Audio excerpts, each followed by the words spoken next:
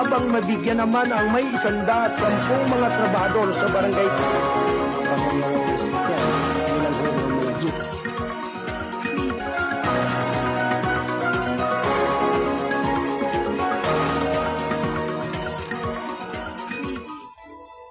Gabay at patnubay.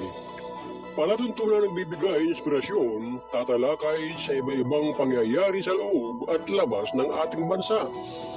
Gagabay sa mga taong nangailangan ng patnubay sa kanilang mga suliranin sa buhay. At ngayon, narito ang inyong program host, ang Mindurinyong Midnight Boy, Kuyang Arnold Aceveda Namuko.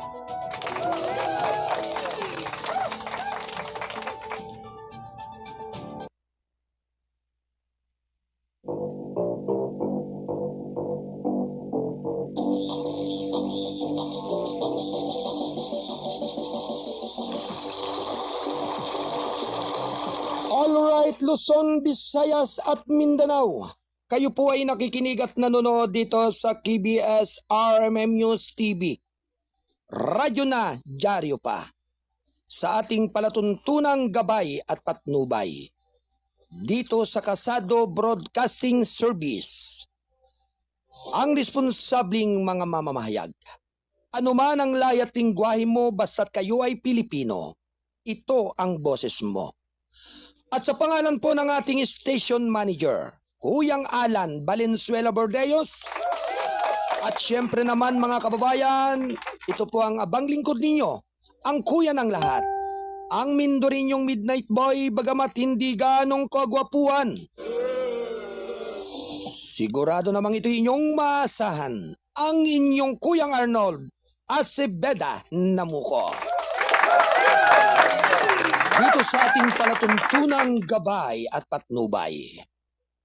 Dito sa ating impila ng KBS RMM News TV. Ito ay kasapi ng The United Multimedia International Press Corps. Aim to create hopes for the progress of good and continuing news dissemination. Vision, proper communication, coordination to any private and public entities worldwide. Mission, helping less unfortunate people, changing fortunes, and let our voice be heard. KBS, Kasado Broadcasting Service. Deliver news. RMM, responsabling mga mamamahayag. At your service. Ang gabay at patnubay ay patuloy po ninyong maririnig at mapapanood. Tuwing 8 hanggang 10 ng umaga, Lunes hanggang Biyernes. Dito sa ating himpilan ng KBS RMM News TV.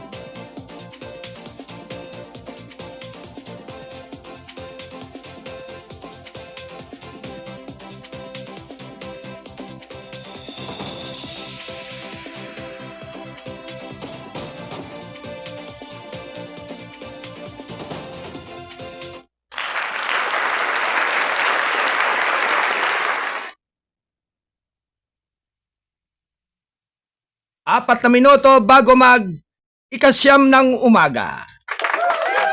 Ito ay hatid ng KBS RMM News. Radyo na, dyaryo pa.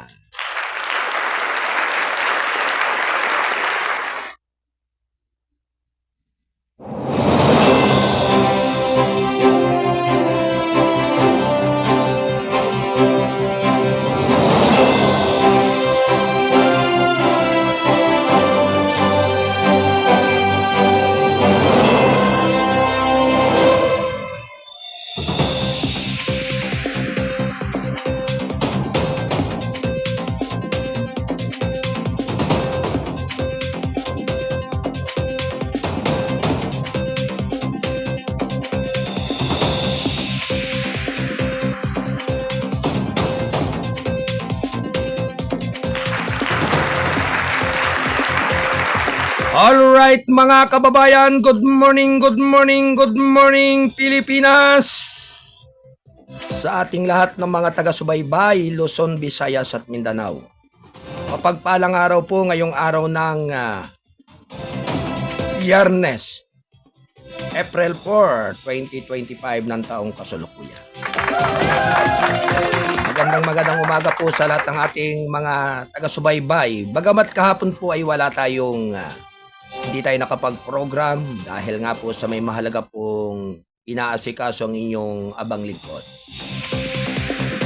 Pero ngayon pong araw na ito at tayo po ay magsasama-sama muli sa ating mga mahalagang mga balita at mga impormasyon. At sa pangalan po ng ating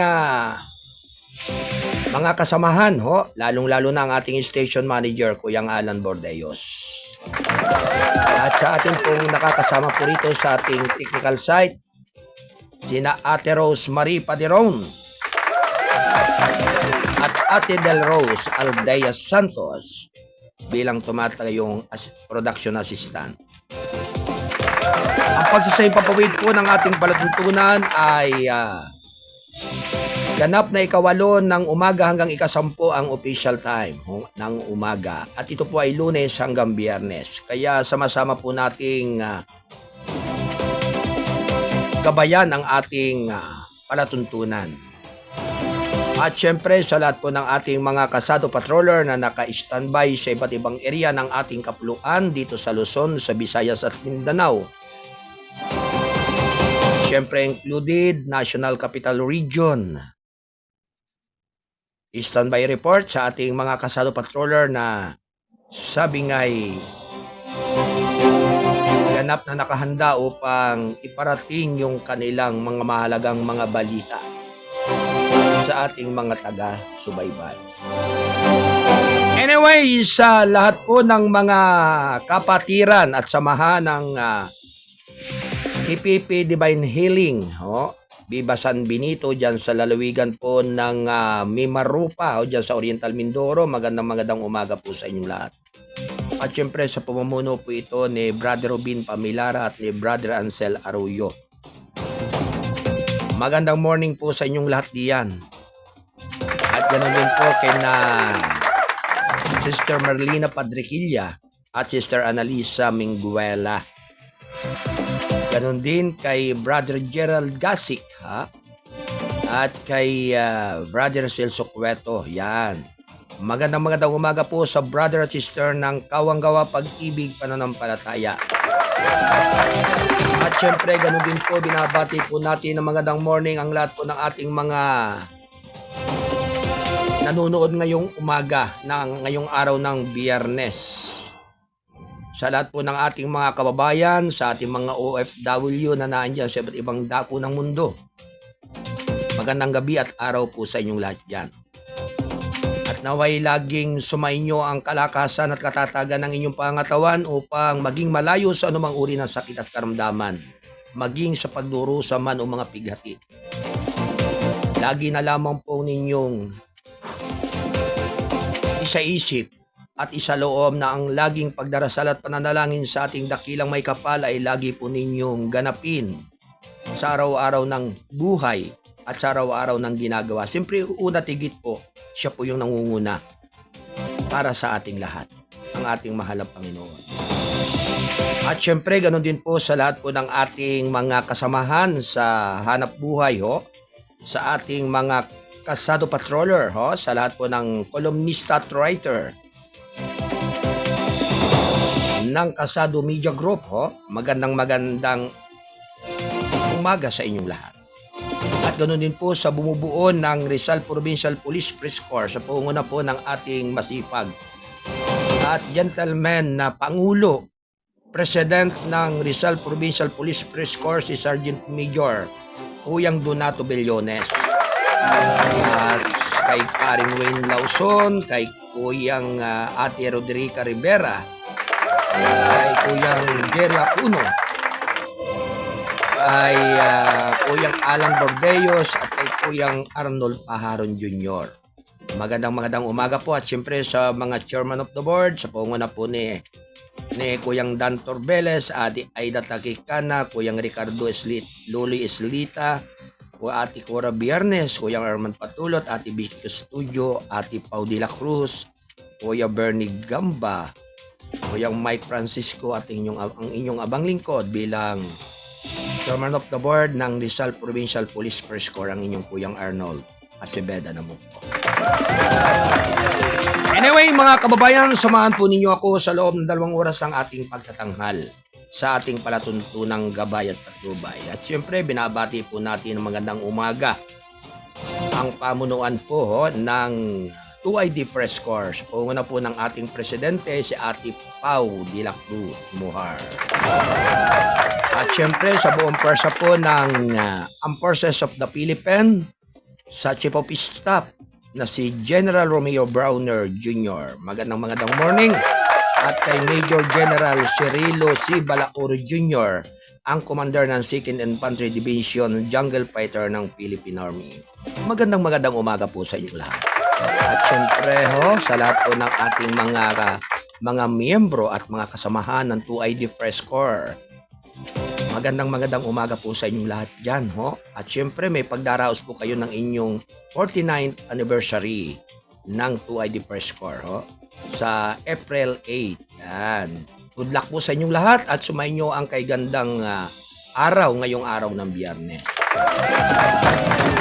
At syempre, sa lahat po ng ating mga butihing mga kapulisan, una po ng Chief ng Philippine National Police, General Romel Francisco Marbel. At sa ating pong spokesperson, Colonel Jean Pajardo, magandang umaga po.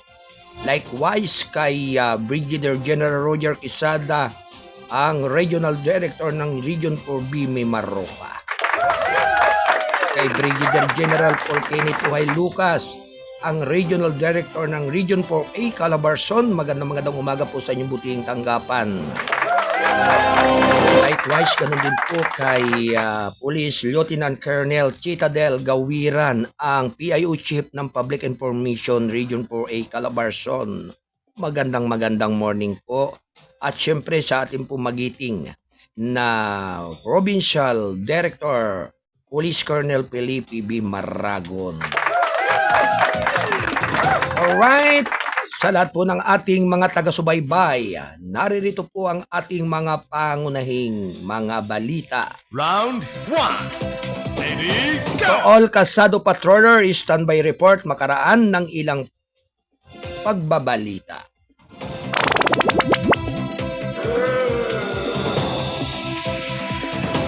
Samantala mga kababayan, LTO na nakaaresto ang 18.8 thousand registered vehicles noong Marso.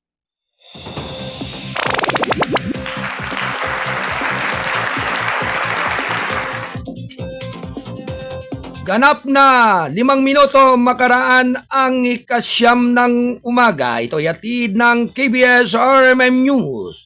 Radyo na, dyaryo pa. Umabot na sa 18,882 motorsiklo ang naresto ng Land Transportation Office noong Marso bilang bahagi ng patuloy na kampanya laban sa mga hindi rehistradong sasakyan sa o kolorom sa buong bansa. Ang kampanya ay alinsunod na rin sa direktiba ni Pangulong Ferdinand Romualdez Marcos Jr. na maximize ang pagsisikap na maprotektahan ang lahat ng mga gumagamit na sa kalsada. Sa isang pahayag nitong Miyerkules, sinabi ni LTO Chief Assistant Secretary Vigor Mendoza II na ang mga may-ari ng bawat sasakyan ay pinagmumultan ng standing penalty ng 10,000 pesos. Ginagawa namin ang aming presensya sa mga kalsada sa buong bansa. At ito ay magiging mas agresibo kapag nakumpleto ng aming mga tagapagpatupad ang mga kurso ng pag-repress na isinasagawa namin. Sabi niya, umaapila kami sa aming mga motorista na tiyakin na ang pagkakarehistro ng kanilang mga sasakyang dimotor ay na-update dahil kapag nahuli ka, siguradong mas malaki ang lalabas mo dahil kailangan mong magbayad ng multa at parusa. Batay na rin sa datos ng LTO, karamihan sa mga nahuli na sasakyan ay mga motorsiklo na may 11,437, tricycle na may 3,315 yan, na may 2,056 at mga pribadong sasakyan na may 1,059. Karamihan sa mga naristo ay ginawa sa Cavite, Laguna, Batangas, Rizal at Quezon. 7 minuto makaraan ng 9 ng umaga. Alright. Maraming salamat po sa inyong pagsubaybay at pagtaguyod sa ating palatuntunan ngayong umaga. Siyempre sa ating pong station manager na ngayon po ay nanonood mula po sa ating buluwagan ng balitaan, Kuyang Alan Bordeos. Good morning. Samantala, kwento sa estudyante senior PWD babalikatin ng mga TNC, TNBS ayon sa LTFRB. Round 1. Ready, go! At syempre, magandang umaga po kay Sister Edna Beron. Thank you for watching. Sa inyong lahat, na ating mga kababayang Pilipino, magandang umaga po sa inyong lahat. Samantala, ayon sa Land Transportation Franchising Regulatory Board, ang mga diskwento sa pamasahe para sa mga estudyante, matatanda at persons with disabilities ay sasagutin ng mga transport network company at transport network vehicle service operator. Sa isang payag, sinabi ni LTFRB na ang 20% diskwento ay mahigpit na binabahagi ng TNC at TNBS operators at hindi dapat ipasa sa driver maliban kung ang operators ay driver din batay sa Memorandum Circular number 2025-10 na inilabas noong Marso 19. Ang TNBS operator at ang TNC ay pantay na magbabahagi ng pinag-uutos na diskwento sa pamasahe. Ang memorandum ay mababasa sa pagdinig hinggil sa fair discount na tuklasan ni LTFRB Chairman Chupilo Guadis III na iba't ibang formula ang inilapat ng mga TNC na pag-abot sa fair discount sharing. Ang memorandum, sinabi ni Guadis, ay naglalayon upang itakda at maiwasan ang karagdagang pagkalito kung sino ang magdadala ng 20% diskwento na ipinag-utos ng batas. Ang memorandum ay magkakabisa 15 araw matapos itong mailathala sa hindi bababa sa isang pahayagan.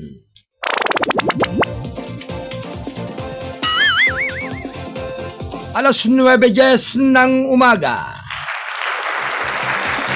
Good morning po, Founder at sa KBS RMM News TV, Kasado Serbisyo Publiko. Alright, maraming salamat sa iyong pagbati, Ate Edna Beron.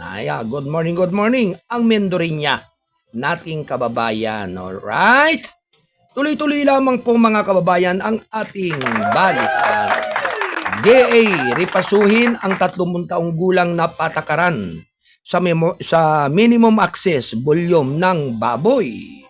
Round 1. Ready, go! Inanunsyo ng Department of Agriculture nitong Miyerkules ang plano na baguhin ang pagbubutihin ang minimum access volume para sa karne ng baboy matapos ang 30 taon ng pagpapatupad nito. Ang MAB, isang sistema ng pag-import para sa pagpasok ng mga kalakal na binuo noong 1996, ay nagtatakda ng taripa para sa baboy, MAB, sa 15% mas mababa kaysa sa 25% na regular na taripa.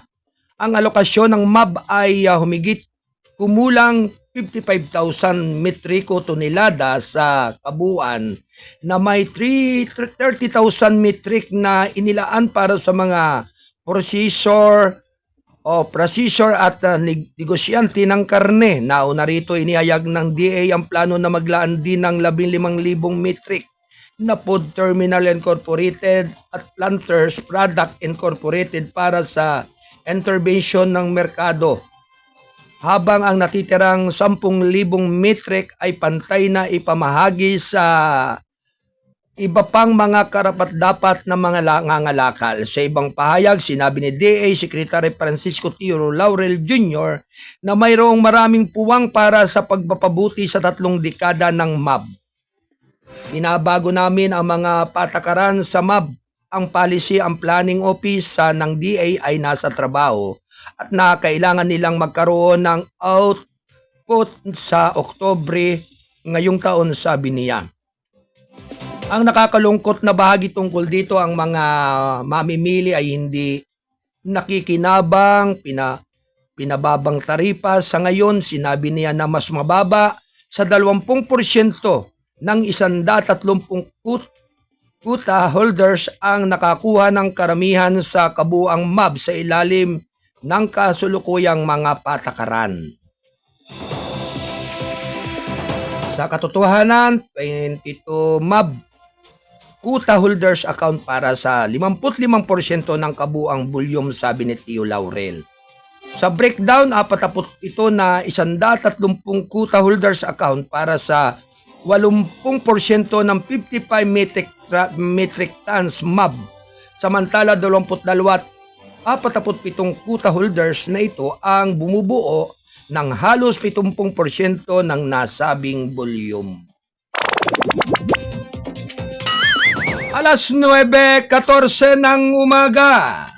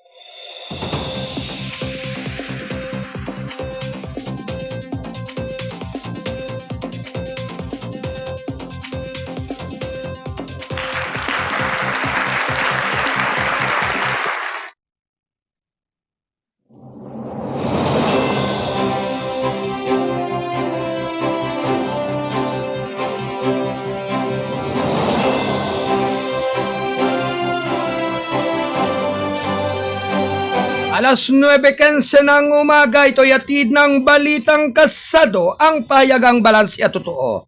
National Newspaper.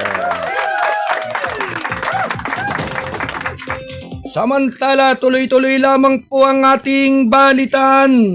Round 1. Lady, DSWD gumagamit ng holistic approach para matugunan ang karahasan na nakabatay sa kasarian.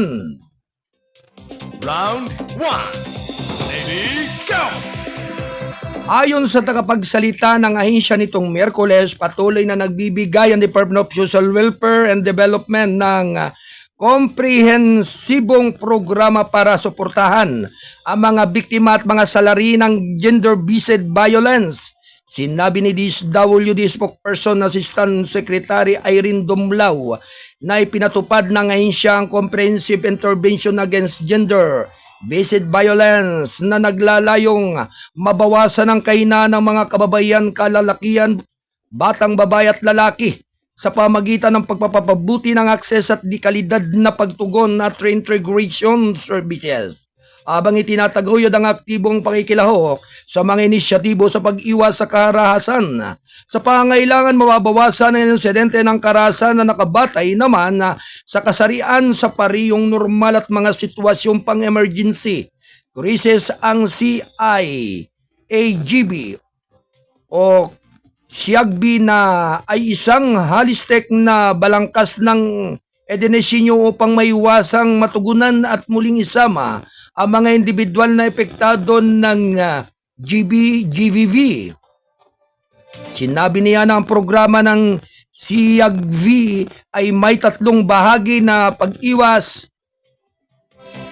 pagtugon at muling pagsama o pagsasama sa ilalim ng pag-iwas. Ang programa ay naglalayong magdadagdagan ang kamalayan ng pangkalahatang publiko at mga mahihinang grupo sa kaalaman at pangunawa ng GBB, pati na rin ang mga estratehiya upang labanan ito. Ang bahagi ng pagtugon ay nakatuon sa pagpapahusay ng mga sistema ng pagbabatid ng serbisyo, mga nakaligtas na sa pamagitan ng dalubhasang pagsasanay, pagpapabuti ng mga sentro at pagtatatag ng mga sentro na magiliw at kababaihan sa panahon ng krisis. Samantala, ang reintegration ay nagbibigay ng mga serbisyo upang suportahan ang pagpapagaling, muling pagpapatutuyo o pagtatayo ng buhay at maayos ang paglipat at pagbabalik ng mga biktima nakaligtas sa kanilang mga komunidad. Kinilala ni Dumlao na ang pagtugon ng GVV ay nangangailangan din ng mga intervention para sa mga salarin. Sinabi pa rin ni Dumlao na ipinakilala ng DSWD ang counseling services for rehabilitation of perpetrators of domestic violence, isang community-based intervention na naglalayong rehabilitasyon ng mga kalalakihan ng kagagawa ng karahasan sa tahanan. Sinabi pa rin ni Dumlao na ang CSRP-DV ay partikular na rin ay didisenyo para sa mga kalalakihan na nakagawa ng karahasan sa tahanan, ngunit ang kanilang mga kaso ay hindi pa isasampa sa korte. Ang programang ito ay naglalayong tulungan ng mga salarin na maunawaan ng mga ugat na sanhi ng kanilang marahas na pag-uugali, baguhin ang kanilang mga pananaw at pag-uugali upang maiwasan ang mga karahasan sa hinaharap at magbigay ng pagsasanay para sa mga facilitator ng programa ng komunidad upang bigyan sila ng kinakailangang kaalaman at kasanayan upang ma-rehabilitate ang salarin, sabi niya. Ang karahasan na nakabatay sa kasarian ay isang payong termino para sa anumang nakakapinsalang gawain na ginagawa laban sa kalooban ng isang tao at batay sa panlipunang pag-uugnay, pagkakaiba sa pagitan ng mga kalalakihan at kababaihan. Ito ay isang isyu ng proteksyon na nagbabanta sa buhay ng mga kababaihang bata.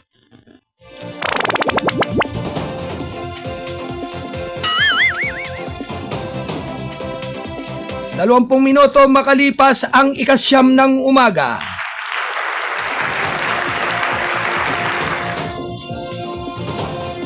Alright, bigyan po natin ng daan ang pag-uulat ng ating Kalsado Patrol 20. Mula po dyan sa area at lugar ng National Capital Region. Ito po ay may kinalaman, mga kababayan, hinggil.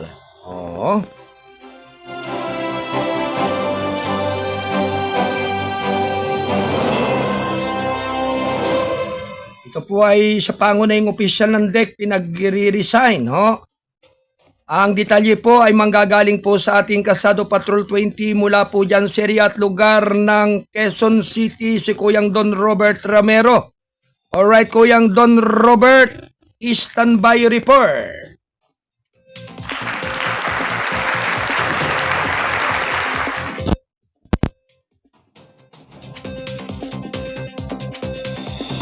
Alas 9:21 ng umaga, ito'y hatid ng Balitang Kalsado, ang payagang balansi at totoo. National Newspaper.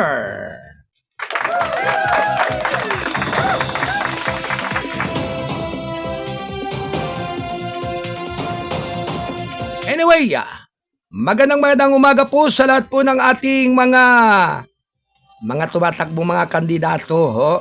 Siyempre, mula po sa national at lokal, good luck po sa inyong lahat. Naway lagi po kayong mag-iingat sa tindi at sikat ng araw. Bagamat sabi nga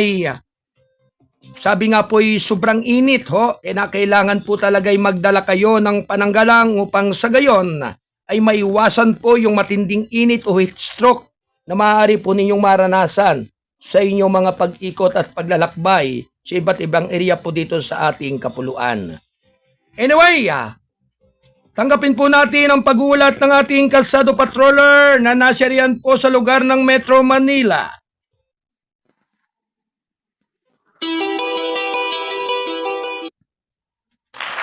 Kasado Patrol Report.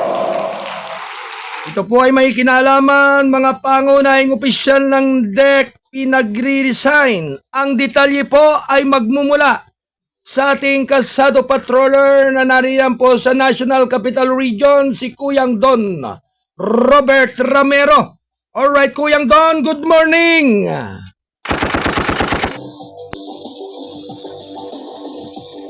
Yes, Kuyang Arnold, mga kaibigan, maging sa ating mga taga-subaybay, inatasan ng kalihim ng Department of Information and Technology ang lahat ng opisyal ng ahensya na hanggang ngayon, ngayong araw na ito, Abril 4, ng taong kasalukuyan ay kailangan silang makapag-sumiti na ng kanilang unqualified resignation sapagkat isa sa rangkong undersecretary hanggang director ang pinag-resign DICT Secretary Henry Rodel Aguda. At pinasusumiti ni DICT Aguda ang lahat na kabanggit ng unqualified resignation para sa pag-streamline ng mga humahawak ng mga nasabing posisyon. Nakasaad kasi sa memorandum ni Aguda na mayroong tensang March 31 ang kasalukuyan na obligado pa rin sa mga opisyal ng kanluran hanggang hindi pa desisyonan ang sumiting mga 46 resignation. Mula sa National Capital Region, Patrol 20, Don Robert Ramiro nag-uulat para sa TDS RMM News. Diyan na, hindi pa. Alright, maraming salamat sa pagulat ng ating Kasado Patrol 20 mula sa National Capital Region. Kuyang Don Robert Ramero. Thank you, Kuyang Don. 24 na minuto makalipas ang ikasyam ng umaga. Tuloy-tuloy lamang po ang ating balitaan. Round 1. Ready, go! Samantala mga kababayan, PS, FTI at TAI, CV Foods, sinimulan na ang pilot test ng pork seal deal sa National Capital Region. Round 1. Ready, go! Sinimulan na ng Department of Agriculture ang pilot test sa pork seal partnership sa pagitan ng Food Terminal Incorporated at local unit ng Charion, Pork Pan Food PLC ng Thailand sa Metro Manila nitong Merkules ayon sa Department of Agriculture. Ito ay matapos nagdaan ng FTI isang state-owned firm sa ilalim ng DA at CP Foods ang isang memorandum of agreement noong Marso 28 upang makatulong sa na mapahina ang pagtaas ng presyo ng baboy. Sa ilalim ng pilot program ng CP Foods ay magsusupply ng 100 live hogs kada araw sa isang slaughterhouse sa Caloocan kung saan ang iba pang mga distributor ng Bayahiros ay maaaring direktang ma-access ang supply salip na ihatid ang mga ito mula sa iba't ibang sakahan. Actually, magsisimula ngayong araw i-pilot test yung programa ng FTI at CP na kung saan yung si CP siya magdadala directly ng baboy at di-discounted price sa mga slaughterhouse. Sabi ni DA spokesperson Assistant Secretary Arnel de Mesa sa isang panayam. Ang mga live na baboy na nagproseso na ibang sariwang bankway ng baboy ay ihahatid sa mga naghingi ng mga peeling wheat market sa National Capital Region. Sinabi ni De Mesa na ang mga initial na produkto ng baboy mula sa 100 live hog ay ipamamahagi sa Malabon na maaaring sundan naman ang lugar kung saan mananatiling mataas ang presyo ng mga produktong baboy kabilang na ang Maynila, Pasay, Mandaluyong, at San Juan City sa pagbabawas sa mga layer at gastos ng logistic. Sinabi niya na ang mga produktong baboy na ibinibigay ng CP Food ay maaaring magamit ng publiko sa isang mas mababang antas kaysa sa maximum na iminungkahing presyo ng tingi para sa baboy. Batay naman sa initial na pagtatansya ng mga supply mula sa CP-POD ay maaaring nagkakahalaga lamang ng 290 pesos ang kilo ng sabit ulo at 340 pesos naman para sa pork, kasim o pigi at pork liempo sa halagang 360 pesos kada kilo. So pwede pang magbago iyon. Iyon ang mga paunang pagtatansya na depende doon sa magiging final na parang concessional terms, magkano yung ilalabas talaga si CP kasi pwede rin daw na sila mag-offer ng sabi ni De Mesa.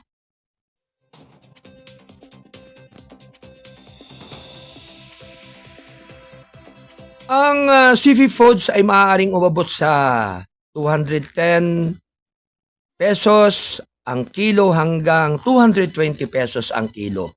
Samantala nauna nang itinakda ang pork MSRP sa 380 pesos kada kilo para sa pork, liempo at 350 pesos naman ang kilo para naman sa baboy o kasim at pigi at 300 pesos naman para kay sabit ulo.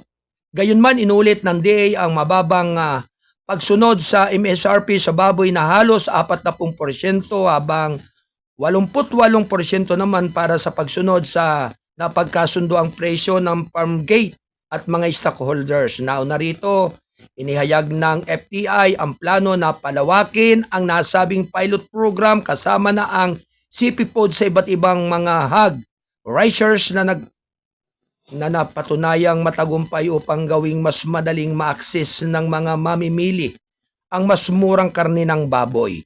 Inihayag ng CP-PODs, isang nangungunang integrated agro-industrial at food company ang humigit kumulang na 10 bilyong pisong halaga ng pamumuhunan sa breeding farms at lokal na produksyon ng baboy mula noong Nobyembre 2024 ng taong nakalipas sa gitna ng pagpapalawak ng operasyon nito sa bansa.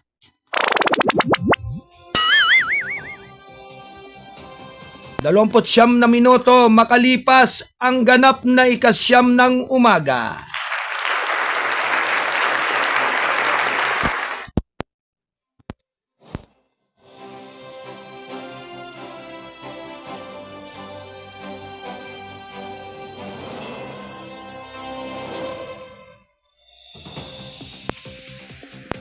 Tuloy-tuloy lamang po ang ating balitaan.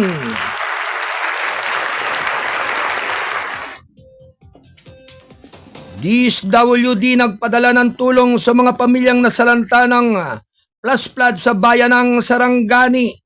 Round 1. Lady, go!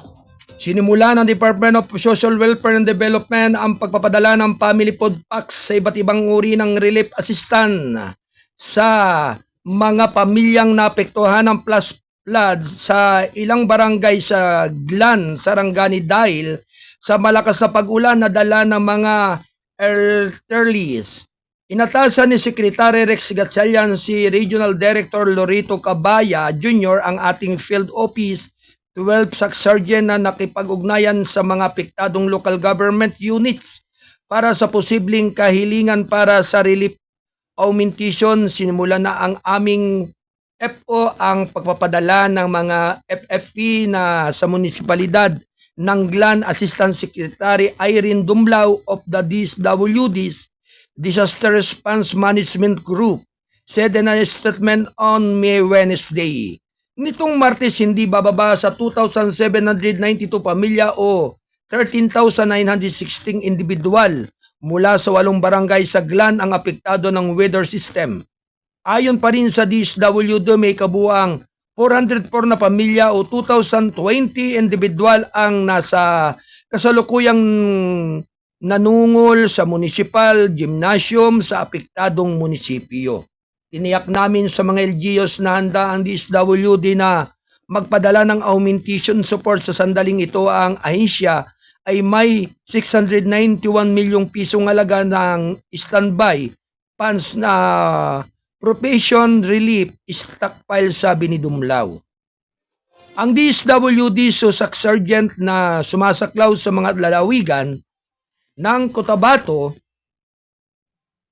Sultan Kudarat, Sarangani at General Santos ay nagpapanatili sa 3 milyong piso sa standby fund sa 75,913 kahon ng FFPs na handa ng ipamahagi.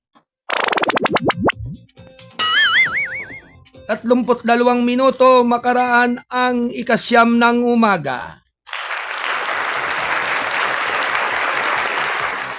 Samantala, AFP handang makipag-ugnayan pa sa mga Canadian counterparts. Round 1. Lady, go!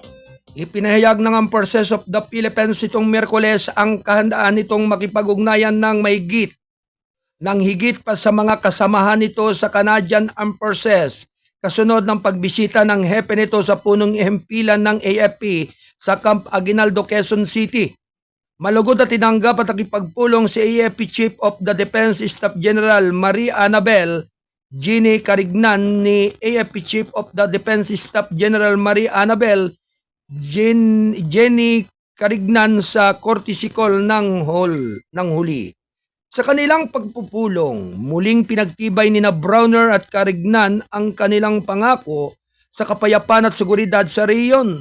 Binigyan din ng dalawang opisyal ang kahalaga ng mutual support sa joint operation at training programs. Ipinayag din ni General Browner ang kanyang pasasalamat sa patuloy na tulong ng Canada na pagpapalakas ng kakayahan ng AFP lalo na sa kapasidad. Pagbuo ng mga inisyatibo, binigyan diin ang pagbisita ang pagsisikap ng AFP na palakasin ang relasyon pandepensa nito sa mga bansang may katulad ng pag-iisip at upang patatagin ang ibinahaging pangako nito sa kapayapaan at seguridad sa rehiyon. Sinabi ng AFP sa isang pahayag noong Marso 7. Inihayag ng Department of National Defense na matagumpay na matapos ang negosasyon para sa panunungkulang status of Visiting Forces Agreement sa pagitan ng Pilipinas at Canada. Ang kasunduang ito ay matatag ng isang balangkas para sa mas mataas na kooperasyon na nagtataguyod ng mas malapit na pakikipagtulungan sa pagitan ng mga establishmento ng depensa at militar, pagpapabuti ng entrepreneurability sa pagitan ng mga pwersa at pagpapadali ng mga epektibong magkasanib na pagsasanay at mga aktibidad. Sa pagbuo ng kapasidad, sinabi ng tagapagsalita ng DND, Assistant Secretary Arsenio Andulong, sa isang naunang pahayag. Ang delegasyon ng Pilipinas ay pinamumunuan ni Defense Undersecretary Angelito de Leon habang ang panig naman ng Canada ay pinamumunuan ni Department of National Defense Assistant Deputy Minister Scott Millar. Ang mga negosasyon na ito ay kinumpleto ng mga virtual na pagpupulong at konsultasyon sa pagitan naman ng mga ahensya upang matiyak na ang kasunduan ay nakahanay sa mga interes at prioridad ng dalawang bansa.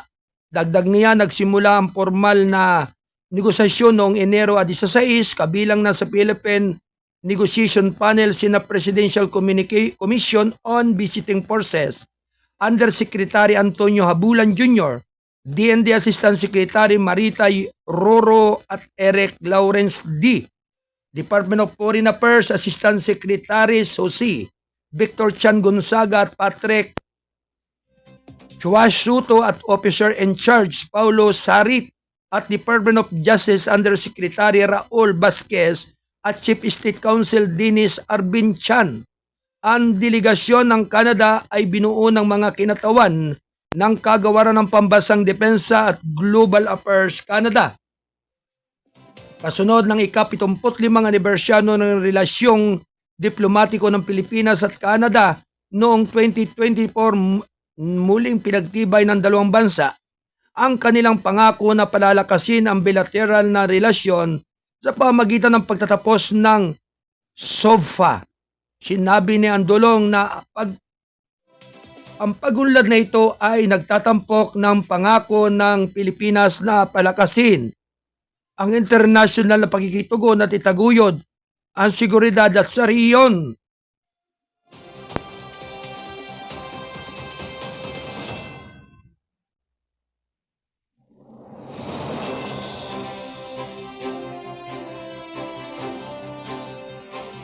Tiniyak ang seguridad at kaunlaran ng ekonomiya ng dalawang bansa. Inaasahan ng Pilipinas ang positibong epekto ng SOBPA na inaasahang mag-ambag sa kapayapaan, tatagan at kooperasyon sa rehiyon ng Indo-Pacific. Ang DND ay nananatiling nakatuon sa pagkikipagtulungan sa mga international na kasusyo. Unang pangalagaan ang pambansang interes at palakasin ang mga pagsisikap sa seguridad sa rehiyon, aniya. 38 minuto makalipas ang ganap na ika-9 ng umaga.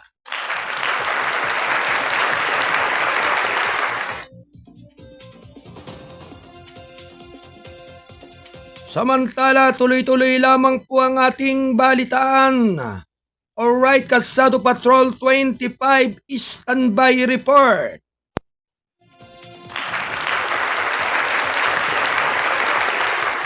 Anyway, mga kababayan, tanggapin po natin ang pag-uulat ng ating Kasado Patrol 25 na naririyan po sa area at lugar ng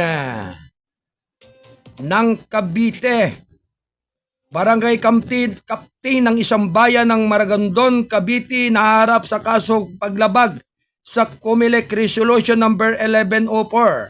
Ang buong detalye ay magmumula po sa ating Kasado Patroller, Kasado Patrol 25, si Double L. Alright, ano ito Kuya Lando, itong sinasabi mong isang barangay kapitan dyan sa lugar ng Maragondon, dyan sa Cavite, naharap sa kasong paglabag sa COMELEC Resolution number 1104. Alright, ang detalye po ay magmumula kay Kasado Patrol 25. Alright, Kuyang Lando Luto, good morning! Yes, good morning, Kuya Nold. Loud and clear, Kuya Nold. Okay, Claire. Go, Kuya Lando. Okay, isang mapagpalang araw ng Biyernes, Kuya Nold. At umpisa na naman ang init ng panahon at ang init ng mga campaign ng mga kandidato, Kuya Nold, saan man sulok ng ating lugar na ating kinaroroonan ay mayroon mga kandidato, mayroon ba yung pagtitipon, mayroong kainan at kung ano-ano pa na gimmick ng ating mga kakandidato national on local election, Kuya Nold. Pero, Kuya Nold, itong aking ibabalita, mas mainit pa sa sikat ng araw dahil kung maalala natin, nung nakaraang araw ng noong Miyerkules, Kuya Nold, kung ating matatandaan, ito yung barangay chairman na naharap ngayon sa kaso dito sa isang lugar sa bayan ng Maragondon. Ito ating pinuntahan, Kuya Nold, dumaraw ng Miyerkules ng tanghali. Oo. Ito, pwede na natin niya. Pangalanan nito, Kuya Nold. Ito ay batay doon sa ating nakausap na election officer dito sa bahagi ng Cavite na pwede na raw ito pangalanan, Kuya Nold. Dahil itong Kuya Nold, nahuli nga ito sakto ang paggamit ng barangay patrol car ng barangay Bukal, Porbe, na naglalaman ng mga campaign materials ng isang partido sa bayan ng Maragondon. Dito yan sa Cavite, Kuya Nold. Ang bayan ng Maragondon, Kuya Nold, ay kalapit lugar lamang ito ng bayan ng Ternate kung saan dito tayo nakabase. At ito ay tulay lamang ang nag-uugnay nito, Kuya Nold. Halos 5 minuto lang ay nasa bayan ka na ng Maragondon, Kuya Nold. Oo. Samantala, nakita rin ang kapitan ng barangay Bukal na si Barangay Captain Ruben Salorzano, Kuya Nold. Barangay Chairman Ruben Salorzano na nag-aayos naman ito sa mismong pasilidad ng tanggapan ng barangay na pag-aari ng gobyerno.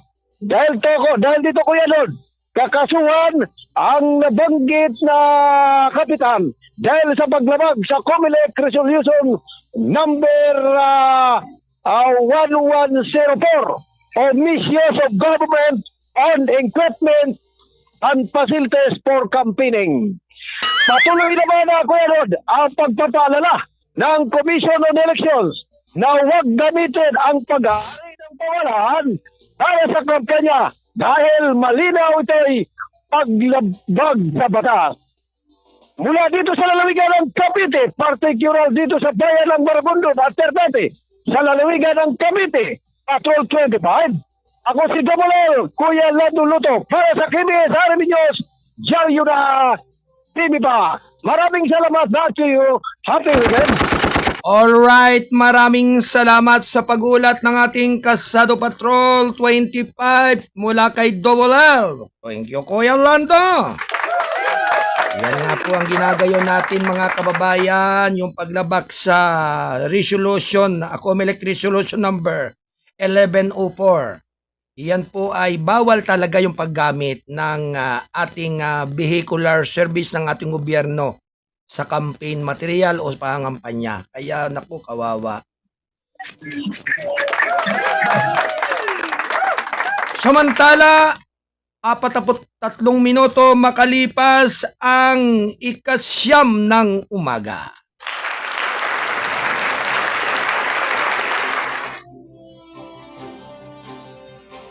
Alright, good morning. Good morning. Thank you for watching Maribel Remuyan ng Lungsod ng Kalapan. Mapagpalang umaga sa inyong lahat yan.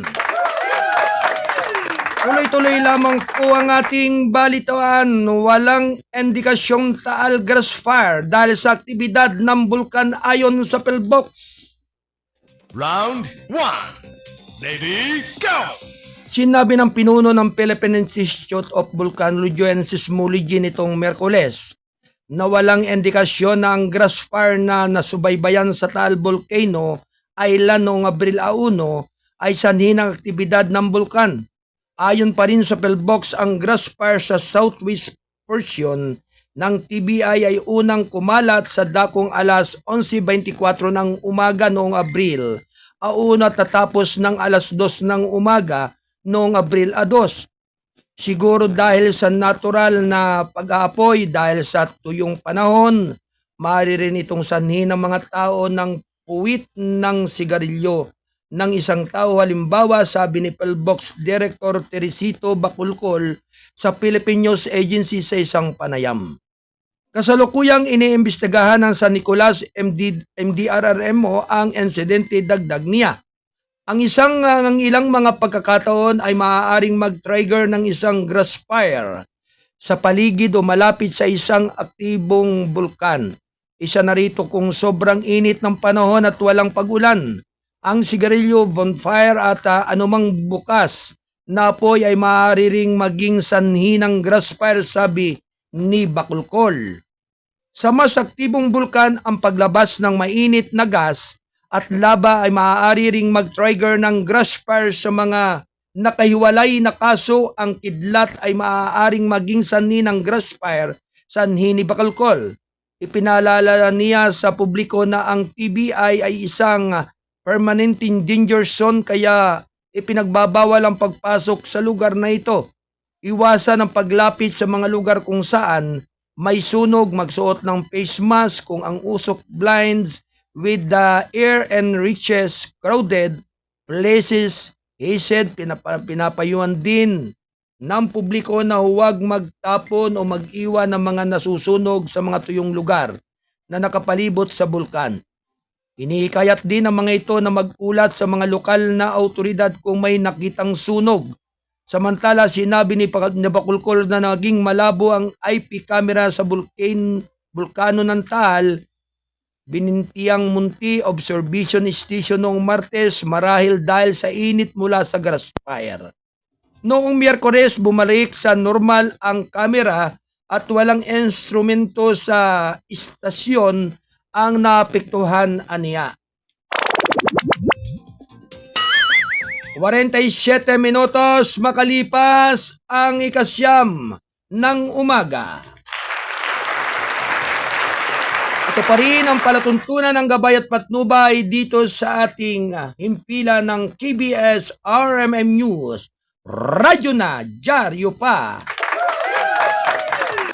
BI nagpalaala sa mga dayuhan kumilos igalang ang mga batas ng PH. Round 1. Ready, go!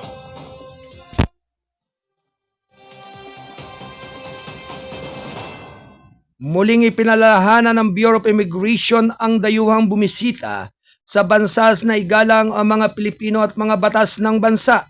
Ito ay kasunod ng viral video ng isang Russian vlogger na umano'y ng aapi sa mga tao sa Bonifacio Global City sa Taguig City. Inaasahang magiging mayos ang pag-uugali ng mga dayuhang bisita sa panahon ng kanilang pamamalagi sa Pilipinas. Kami ay isang napaka-hospitable na bansa. At mayroon kaming pinakamabait na mga tao, sabi ng tagapagsalita ng BI na si Dana Sandoval, isang mensahe sa Philippine News Agency. Sa makatuwid, ang mga bisita ay inaasahan na tumugon dito at sundin ang mga batas sa panahon ng kanilang pananatili dito. Dagdag niya. Sa isang post sa X, nakita ang tagalikha ng nilalaman na si Vitaly Dosabitsky na nagbabanta na magnanakaw ng isang babaeng dumaan sa lugar na tumanggi sa kanyang alok na pira kapalit ng paglitaw sa kanyang vlog. Ang dayuhan ay nagpatuloy sa pagsaway sa babae at nakasuot ng face mask na nagsabing maaaring mayroon siyang COVID-19 at dapat siyang magbabakuna. Sa isang insidente, isang security guard ng mall ang nag-flag kay Dorobitsky at sinabihan siyang itigil ang pag-record sa loob ng establishmentong. Pagkatapos ay kinuha niya ang sombrero ng gwardya at tumangging ibalik ito. Nakita rin siya ay pinagtawanan ng security guard. Sinabi ni Sandoval na iniimbestigahan na ngayon ng BI ang insidente, ngunit hindi ito nagbibigay ng detalye. 49 minutos makalipas ang ikasyam ng umaga.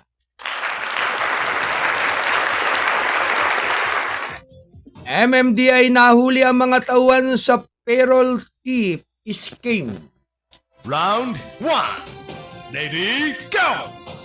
Inanunsyo ng Metropolitan Manila Development Authority nitong Miyerkules ang pagkakaaresto sa ilan sa mga empleyado nito sa sangkot sa pagnanakaw ng payroll sa pamagitan ng pagmamanipula ng computerized payroll system ng ahensya.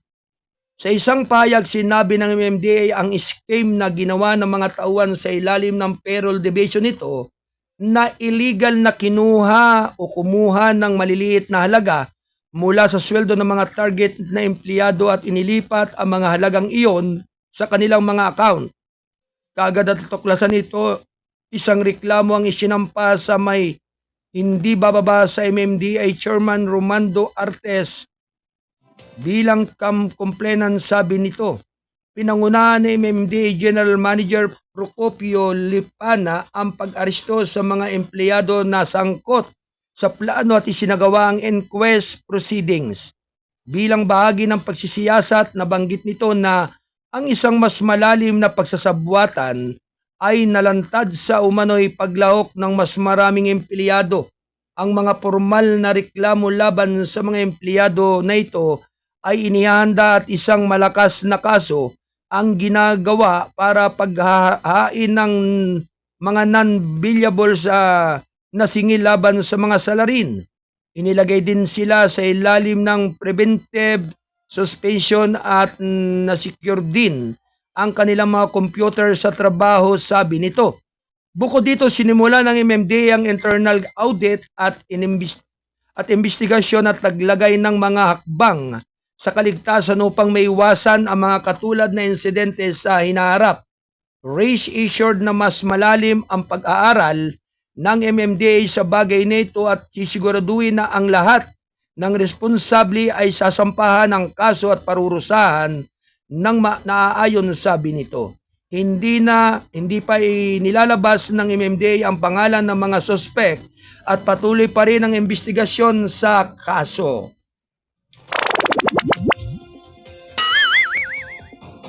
minuto bago mag-ikasampu ng umaga. Ito yatid ng KBS RMM News. Radyo na, dyaryo pa. Dito sa ating palatuntunang gabay at patnubay. Samantala, Pulgan ban violators umabot na sa 2,105 ayon sa PNP. Round 1. Ready, go! Sinabi ng National Police nitong Miyerkules na umabot na sa 2,105 ang mga lumabag sa ganban para sa Mayo 12 midterm election. Batay sa datos ng PNP 2007, sa mga lumalabag ay mga sibilyan, 11 dayuhan, 3 bata na salungat sa batas, 7 opisyal ng gobyerno, 3 halal na opisyal, 36 na security guard, 16 naman sa tauhan ng Philippine National Police, 12 tauhan ng Armed Forces of the Philippines, 6 mula naman sa iba pang ahensya na pagpapatupad ng batas, 4 na miyembro ng Kapgu Active Auxiliary at 1 komunistang insurhente. Idinagdag pa nito na 2,198 baril ang nakumpiska sa 1,053. Police Response Operation. Kinikilala ang bilang ng mga lumabag. Itinulak ni PNP Chief General Romel Francisco Marbil ang mas maigpit na parusa sa mga responsabling gumagamit ng baril. Nauna nang iminungkahi ni Marbil ang habang buhay na pagbabawal sa mga lumalabag sa batas kasunod ng insidente ng road rage at pamamaril noong Marso 30 sa Antipolo City na ikinasawi ng isang rider ang namatay. Ang pagmamay-ari ng baril ay isang pribilehiyo, hindi isang karapatan, at ang mga taong inabuso ang pribilehiyong ito sa pamagitan ng paglalagay sa panganib sa iba ay haharapin ang buong pwersa ng batas. Sa panahon man ng halalan o hindi, dapat nating itaguyod ang responsabling pagmamay-ari ng baril upang maiwasan ang walang katuturang karahasan, sabi ni Marbil. Nananawagan din siya sa lahat ng may-ari ng baril na magsanay ng lubos na pasensya at pagpipigil, lalo na sa mainit na sitwasyon, na binibigyan diin na ang galit ay hindi dapat magdikta ng mga aksyon ng isang tao kapag nagdadala ng baril. Sinabi rin ni PNP na ang mga validated election-related incidents ay tumaas sa 12 noong Abril 1. Ang ipinakahuling validated ARI ay naitala sa Cordillera Administrative Region na nagdala ng kabuang bilang ng lugar sa 2, ngunit hindi pa inihayag ng PNP ang uri ng insidente. Ang mga validated ARIs na nauna ng naitala ay 5 sa Bangsamoro Autonomous Region in Muslim Mindanao, 2 naman sa Western Visayas at 1 sa Ilocos Region, Zamboanga Peninsula at Sacsargen.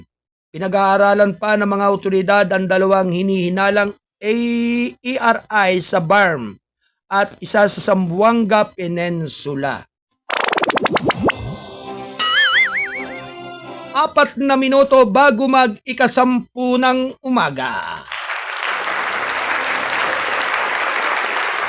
Samantala, marami sa 21,000 na tinatayang pampublikong gusali ang kailangang i-trapet ayon sa DPWH. Round 1. Ready, go! Marami na sa mga pampublikong gusali sa bansa na sinuri ng gobyerno ang kailangang sumailalim sa retrapet bilang paghahanda sa biguan o isang malakas na lindol, sinabi ng Department of Public Works and Highways nitong Miyerkules. So as of today po, nakapag-assess na kami ng have more than 21,000 public buildings at marami rito ay i-recommendar namin for retrofitting, sabi ni DPWH Undersecretary Maria Catalina Cabral sa isang press briefing ng palasyo. Sinabi ni Cabral na nakumpleto ng DPWH ang assessment ng mahigit 124 na pampublikong gusali sa Metro Manila lamang. Idinagdag pa niya na mayroong pakikipagtulungan sa pagitan ng DPWH at World Bank para sa pag-retrofit ng 425 pampublikong gusali upang matiyak na nakahanay ang mga ito sa mga international na pamantayan ng lindol. Mayroon na rin kaming natapos na retrofitting. Ang ibig lang sabihin ng retrofitting ay iakyat ang kaniyang standard para sa International Earthquake. Standards Cabral. Ang sabi, ayon kay Office of Civil Defense Administrator Undersecretary Ariel Nepomuceno, nagbigay naman ng direktiba ni si Pangulong Ferdinand Romualdez Marcos Jr. na maghanap ng pangmatagalang solusyon upang matiyak ang kahandaan ng bansa sa panahon ng kalamidad. Sabi niya na kakailanganin ng oras dahil ang integridad ng instruktura ng milyon-milyong mga bahay ay kailangang suriin at maaaring sumailalim sa pag-aayos. Against yung long-term solutions, hindi yan madaling gawin, subalit there's a roadmap doon, sabi ni Nepomuceno. Sinabi ni Nepomuceno na palalakasin din ng gobyerno ang partisipasyon ng publiko at institutionalize ang pagkikipagtulungan sa pribadong sektor upang mabawasan ang panganib ng pinsala kapag sumalakay ang biguan. Ang biguan ay isang pangalawang paggalaw ng Wiz Valley Fault na maaaring makabuo ng magnitude 7.2 na lindol. Sinabi ni Cabral na nagbibigay na rin ng technical assistance ang DPWH sa Department of Transportation upang masuri ang structural integrity ng light rail, transit at metro rail transit. Sinabi niya na handa rin ang ahensya na magbigay ng katulad na tulong sa iba pang mga ahensya. Kapag hihingan po nila kami ng tulong para tulungan ang mga inhenyero nila, ay i-assess yung structural integrity ng mga infrastructure including port, airport. Kami po naman ay handang tumulong, sabi ni Cabral. Mayroon din po silang sariling technical team at minsan ay hinihingi at humihingi po sila sa amin, especially in the review of their plans at assessment ng kanilang mga infrastructure. Idinagdag niya. Sinabi pa rin ni Cabral na ang DPWH ay may mahigit 2,000 quick response assets bilang bahagi ng contingency plan. Pinayuhan ni Nepomuceno ang publiko na bisitahin ang https://hazardhunter.gayores.gov.ph/ isang web application ng may interface ng mapa na magbibigay daan sa mga gumagamit na makabuo ng pagtatasa ng panganib ng kanilang lokasyon. Ang Hazard Hunter PH, isang application na binuo sa ilalim ng Gayores PH, ay nagbibigay sa publiko ng idea tungkol sa mga lugar ng Pilipinas sa madaling kapitan ng iba't ibang panganib. Binigyan din ni Nepomuceno ang pangangailangan ng mahigit na pagsunod sa building code upang matiyak na ang lahat ng mga infrastruktura ay makakayanan ang malakas na lindol. Unahin ko po muna yung itinayo po lang mga para maliwanag, malinawan natin yung itatayo pa lang. Ang dapat talaga sundin ito ang yung strike provisions of the building code. Number na matatag ito sa sapat para kahit gaano kalakas ang lindol hanggang 8.5 magnitude kayanin, sabi niya.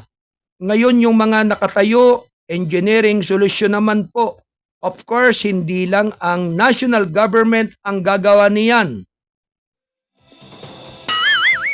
No, ang engineering solution sa number 1 na available to everyone, siyempre hindi po iyan libre at ito ay kailangang gawin ng professional, dagdag ni Nepomuceno.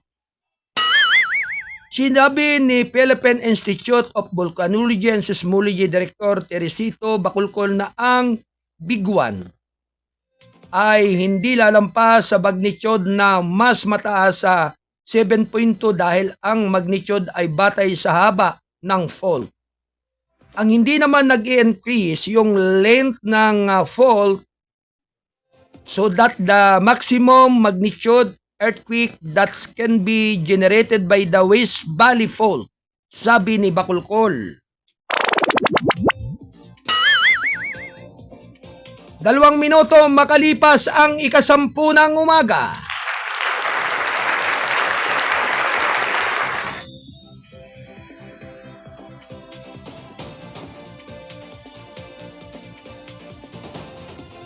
Samantala mga kababayan, tuloy-tuloy lamang po ang ating balitaan.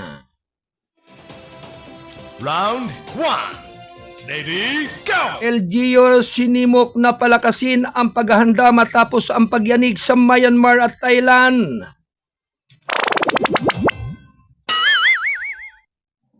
Hinimok ni Senador Sherwin Gatchalian ang mga local government units na palakasin ang kanilang mga pagsisikap sa paghahanda sa kalamidad at magbabala na ang ilindol na tumama sa Myanmar at Thailand ay dapat magsilbing wake-up call para sa Pilipinas.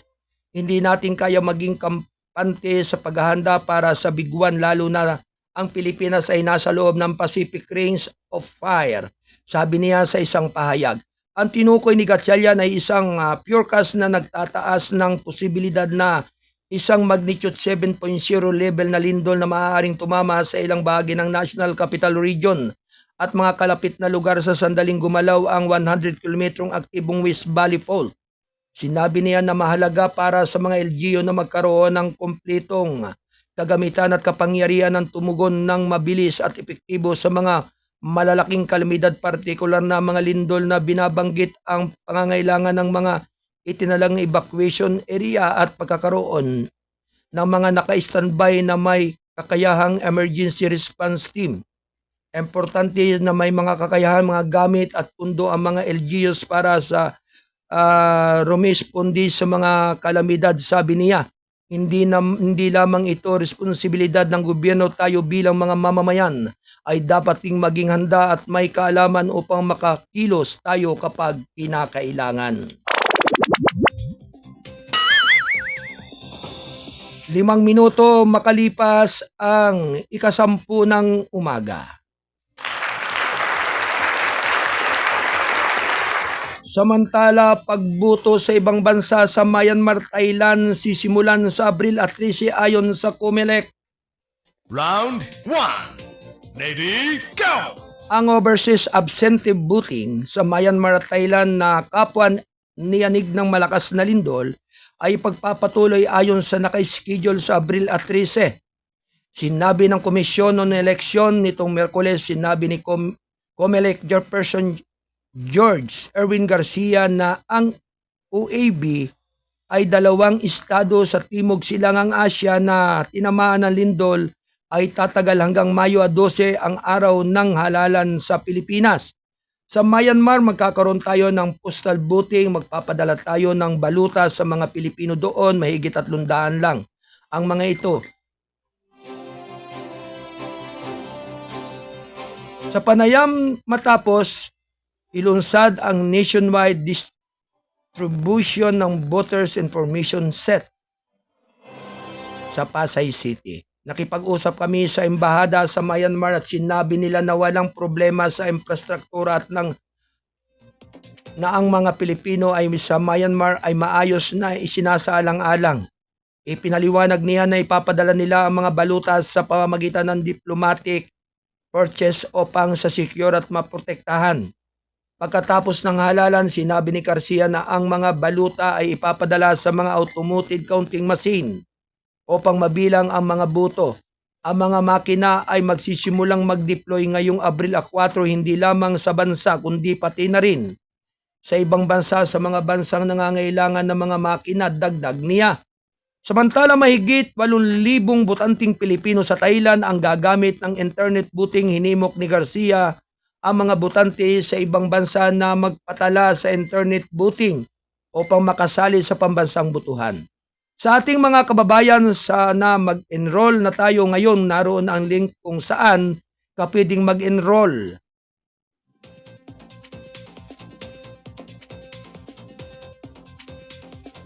Sa website, kailangan mong mag-enroll para makabuto. Ang pagbuto ay magsisimula mula Abril 13 hanggang Mayo 12. Hindi ka makakabuto kahit sa nakarehistro ka na kung hindi ka naka-enroll, dagdag pa ng hepe ng COMELEC. Mayroon higit sa 1.2 milyong rehistradong botante sa ibang bansa. Sila ay maghahalal lamang ng mga kandidato para sa pambansang posisyon, 12 senador at isang party-less group.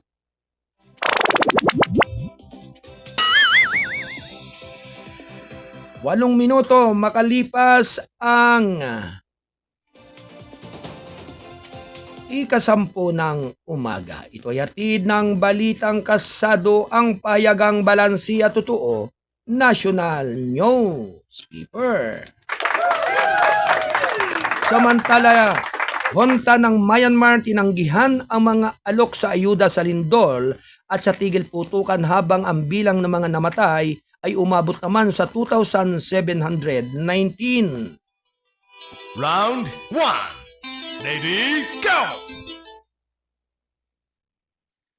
Samantala mga kababayan, balita naman mula sa Karachi, Pakistan, tinanggihan ng junta militar ng Myanmar ang mga panukala ng tigil putukan mula sa mga rebelding grupo na naglalayong payagan ng mga operasyon sa pagsagip matapos ang 7.7 magnitude na lindol na tumama sa bansa noong nakaraang linggo. Iniulat ng lokal na media noong Miyerkules.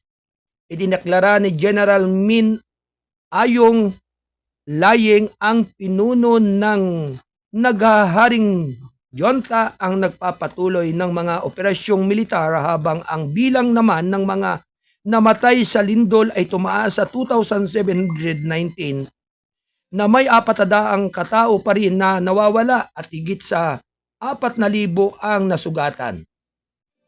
Iniulat ng independenteng ahensya ng balita ng Myanmar ngayon, ang Shadow Administration ng Myanmar, ang National Unity Government na binuo ng mga mambabatas na inalis sa kudita ng militar noong Pebrero 2021, ay nag-aanunsyo ng 2 linggong tigil putukan na nagsimula noong Marso at 30. Ang sinabing katulad na panukala ay hinaharap ng Arakan Army, ang Myanmar National Democratic Alliance Army at ang National Liberation Army. Sa kabila naman ng pansamantalang pagtigil ng mga pag-atake ng mga rebelding grupo kasunod ng lindol, inakusahan ni Hlaing ang mga grupo na sinasamantala ang paghinto upang muling maggrupo at magsagawa ng pagsasanay sa militar. Ang ilang nekong armadong grupo ay maaaring hindi aktibong nakikibahagi sa mga labanan ngayon, ngunit nagtitipon sila at nagsasanay bilang paghahanda para sa mga pag-atake dahil ito ay isang uri ng pagsalakay. Ipagpapatuloy ng militar ang mga kinakailangang operasyon sa pagtatanggol, sabi niya.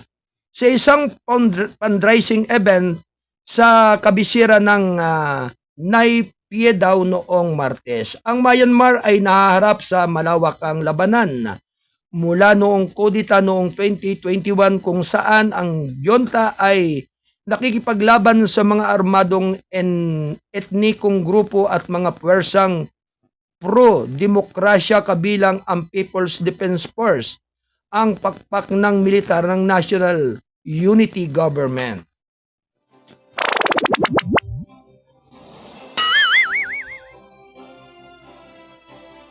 Labing isang minuto makalipas ang ganap na ika-10 ng umaga.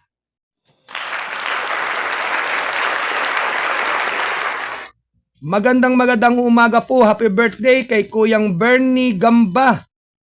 A greetings from Balitang Kasado. Broadcasting Service, himpila ng mga responsabling mga mamamahayag. EBS RMM News TV, ang dyaryo na TV pa. Ang pagbati po ay mula sa pamilya ng Kasado Media Group. At ito po ay sa pamumuno po ng ating Kuyang Alan Valenzuela Bordeos. Happy birthday, Kuyang Bernie Gamba. Samantala, tuloy-tuloy lamang po ang ating balitan. PH nagsumikap na hanapin ang 4 na nawawalang Pinoy sa Myanmar ayon sa DFA. Round 1. Ready, go! Nagtatrabaho ang Philippine Embassy ng Yungon para hanapin ang 4 na nawawalang Pinoy matapos ang magnitude 7.7 na lindol sa Myanmar noong nakaraang linggo ayon sa Department of Foreign Affairs nitong Miyerkules. Ang 4 ay pinangangambang nakulong sa 12 palapag na Sky Villa Condominium sa Mandalay City, isa sa pinakamasamang lugar ng kalamidad sa estado ng Timog Silangang Asya.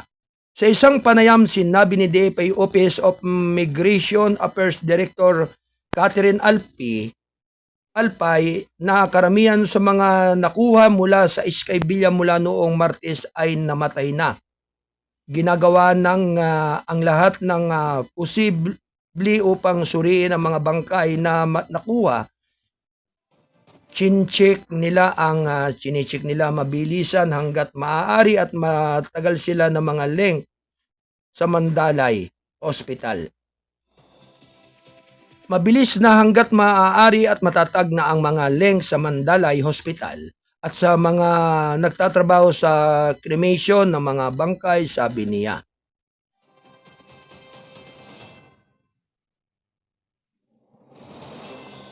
Sinabi ni Alpay na karamihan sa mga bangkay na nakuha sa Mandalay ay nasa advanced stage na ng pagkabulok at nasunog dahil sa kakulangan ng mga pasilidad at cold storage. Ngunit samantala sinabi niya na ang embahada ay maaaring humiling sa mga lokal na rescuer na kumuha na muna ng mga sample ng tissue mula sa mga namatay na tao at ipaalam sa kanila kung ito ay nakilala bilang isang Pilipino. Ang mga hakbang ay nasa lugar para sa wastong pagkakakilanlan kung kailan at kung saan maaari, sabi ni Alpay. Sa kabila nito, umaasa ang DFA na buhay pa ang 4 ayon kay Foreign Affairs Undersecretary Eduardo Jose de Vega. Karamihan sa mga lugar na naapektuhan ay nasa ilalim ng administrasyon ng junta militar, ngunit malaking bahagi ng bansa ay kontrolado ng iba't ibang armadong grupo at sa asesyones. Wala silang lubos na mga kakayahan, lahat ng kagamitan, lahat ng mga bagay na kailangan nila upang magsagawa ng isang napakalaking operasyon, kaya nakakaapekto ito sa mga operasyon, sabi niya. Ang Myanmar ay hindi lubos na may kakayahan tulad ng ibang mga bansa sa ASEAN na harapin ang mga sitwasyong tulad nito. Kaya nga inaamin walang gusto nila ng tulong. Nauna nang ipinadala sa Myanmar ang isang contingent ng mga Pilipino na binubuo ng halos 100 doktor at mga eksperto sa paghahanap at pagsagip sa lungsod upang tumulong sa mga operasyon ng pagtugon. Sinabi ng DFA na lahat ng miyembro nito ay nakarating sa bansa at nakapagtayo na ng kanilang mga pasilidad at command center sa Naypyidaw. Ang unang grupo ay nasa Naypyidaw. Ang mga kamag-anak siyempre ay nais na sila ay nasa Mandalay, ngunit hindi ito nakasalalay sa amin, sabi ni De Vega. Na napansin na ang lugar ng deployment ay nakasalalay sa host country. Gayunman, inulit niya na ang kupunan ng embahada ay nasa Mandalay upang mahigpit na subaybayan ang sitwasyon. Mayroong 171 Pilipino na sa Mandalay, 764 legal na manggagawang Pilipino sa buong Yangon at walang pang 25 na Naypyidaw na isa pang lugar na lubhang naapektuhan ng lindol. Sa Mandalay, ayon sa DFA, 128 Pilipino ang nag-visually verified na ligtas, 14 ang nasa labas ng Myanmar nang mangyari ang lindol at 25 naman ang isinasa ilalim sa welfare check. Nitong Miyerkules, sinabi ni De Vega, pinapadali na ng embahada ang transportasyon para mailipat ang ilang Pilipino sa Mandalay sa isang kanlungan sa Yangon. Sa parehong panayam, inihayag din ni De Vega na 50 hanggang 60 biktima ng trafficking na mga Pilipino na pinaghihinala ang nagtatrabaho sa mga scam hub sa Myanmar may malapit na ring iuwi ng tumama ang lindol. Ang pinakamagandang alam natin ay wala pa tayong natatanggap maging sa DFA o ang embahada na mga sigaw ng tulong mula sa mga biktimang ito ng scamming, partikular na may kaugnayan sa lindor, aniya. 17 minuto makalipas ang 10 ng umaga. Samantala, 12 Chinese national na mga gun position sa Alabang, arestado ng NBI. Round 1. Lady, go! Inaristo ng National Bureau of Immigration National Capital Region ang 12 Chinese national sa Muntinlupa City sa paglabag sa Republic Act No. 10591. Sa isang payag, sinabi ni NBI na ang mga dayuhan ay nahuli sa isang operasyon na isinagawa mula Lunes ng gabi hanggang Martes ng umaga sa 3 residential house sa Alabang Village sa Bisa ng search warrant na inisyo ng Regional Trial Court ng Muntinlupa City. Inahanap ng mga operatiba ng NBI kasama na ang mga kinatawan mula sa barangay, Homeowners Association at mga tauhan ng seguridad ng barangay ang lugar at nakumpiska ang 5 pistola kasama na ang mga magasin at bala ng unang lugar, 4 na pistola na may mga magasin at bala, 2 baril ng taser, 3 bulletproof vest, tactical at kutsilyo at pusa sa pangalawa at 1 pistola na may magasin at bala at tactical na kagamitan para sa mga pistola sa pangatlo. Nasamsam din ang iba't ibang identification card na pag-aari ng mga individual na mga nagngangalang ni Yewan, Wang Xinshui, Yekchon, Liu, Xiu Xinshin, Xiang Yu, Xiu Xiang, Xiang Qija, Wang Xinghui at Wang Weiben. Sinabi ng NBI na 4 na sasakyan din ang na-impound para sa verifikasyon matapos mabigo. Ang mga may-ari na ipinakita ang mga kinikilalang dokumento. Ang mga suspect ay iniharap para sa inquest proceedings sa Office of the City Prosecutor ng Muntinlupa. 20 minuto makalipas ang 10 ng umaga. Ito ay hatid ng Balitang Kasado, ang pahayagang balansi at totoo. National Newspaper. Ito pa rin ang inyong abang lingkod ng Gabay at Patnubay, si Kuyang Arnold Acevedan Namuco. Grounded fighter jet fleet ng PAP ay nagpapatakbo na ngayon mas kakayahang misyon. Round 1. Lady, go! Samantala, inanounsyo ng Philippine Air Force nitong Huwebes na ang lahat ng 11 FA-50PH fighter jet nito ay nasa operational status at mission capable matapos ang pag-alis ng grounding order laban sa sasakyang panghimpapawid. Ang FA-50 fleet ng PAF ay inilagay sa katayuan ng operasyon ng epektibo noong Marso 25 ngayong taong 2025. Tagapagsalita ng PAF na si Colonel Maria Ayon kay Consuela Castillo sa panayam ng Philippine News Agency. Sinabi rin niya na ang mga eproplanong ito ay lumipad sa ngayon sa kanilang mga nakatalagang mission ilang sandali matapos alisin ang grounding order. Ang mga sasakyang panghimpapawid ngayon ay karapat-dapat sa himpapawid at may kakayahang mission, sabi ni Castillo. Ang grounding order ay inalis matapos ang inspeksyon ng lahat ng natitirang sasakyang panghimpapawid na walang nakitang technical na problema sa FA-50PH fleet. Ang 11 FA-50PH ay nag-grounded matapos bumagsak ang isa na may buntot na numero 002 sa Bukidnon noong nakaraang buwan. Sinabi pa rin ni Castillo na ang hinahanda ng PAP ang ulat na aksidente para sa masamang sasakyang panghimpapawid. Ang official na ulat ay para sa pinalisisyon dagdag niya. Binili ng Pilipinas ang 12 FA-50PH units mula sa Korea Aerospace Industries ng South Korea sa halagang 18.9 bilyong piso. Ang mga ito ay naihatid mula 2015 hanggang 2017. Ang aksidente noong Marso ay ang una para sa uri mula nang ito ay kinomisyon sa serbisyo ng PAP. 22 minuto makalipas ang ganap na 10 ng umaga.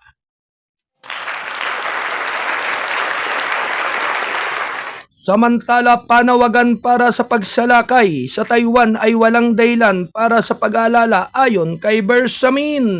Round 1. Lady, go! Binaliwala ni Executive Secretary Lucas Bersamin ang mga alalahanin sa mga pahayag ni Armed Forces of the Philippines, Chief of Staff General Romeo Browner Jr. na hinimok ang mga sundalong Pilipino na maging handa sa posibleng pagsalakay sa Taiwan. Ipinaliwanag ni Bersamin sa isang panayam sa media sa Malacanang noong Huwebes na ang panawagan para sa kahandaan ay hindi dapat maging sanhi ng alarma dahil ang mga talakayan tungkol sa posibilidad na isang pagsalakay sa Taiwan ay pagpapatuloy sa loob ng ilang panahon at bahagi lamang ng pagsisikap ng gobyerno upang matiyak ang mga bansa sa handa sa anumang posible. Binigyan diin ng Executive Secretary na bagamat naghahanda na ang Pilipinas sa posibilidad ng pagsalakay, hindi patiyak kung mangyayari ang naturang pangyayari. Hindi naman sinasabi kung kailan magaganap ang pagsalakay na iyon. Kung magaganap ito, ang importante sa atin, hindi tayo natutulog sa pansitan. Nilinaw pa ni Bersamin na ang paghahanda ng pamahalaan ay nakatuon sa kaligtasan at paglikas ng mga Pilipino at Taiwan sa pagsalakay. Iisa lamang ang magiging tugon na binigyang prioridad ang pagpapauwi ng mahigit 2,000 kababayan natin. Tiniyak din niya sa publiko na hindi naghahanda ang Pilipinas para sa digmaan maliban kung sila ay kasangkot sa atin. Nang tanungin tungkol sa antas ng kahandaan, sinabi ni Bersamin na ang bansa ay may mga kinakailangang ari-arian para sa mga pagsisikap sa paglikas, kabilang na ang mga ari-arian sa hangarin na hangin at dagat. Itinuring ng China ang Taiwan bilang hiwalay na lalawigan nito at nagbanta na i-annex ang self-ruled island sa pamamagitan ng pwersa kung kinakailangan. Muling nag-udyok ang tensyon sa rehiyon nang ipadala ng China ang hukbong dagat, himpapawid at raket na puwersa nito upang palibutan ang Taiwan para sa mga pagsasanay na inilarawan ng Beijing bilang kasanayan para sa precision strikes at pagharang sa isla. Ginawa ito ni Brunner na University of Northern Luzon Command, ang pinag-isang command na pamamahala sa hilagang bahagi ng bansa, kabilang na ang pinakahilagang lalawigan ng Batanes na humigit kumulang 170 kilometro lamang ang layo mula sa Taiwan.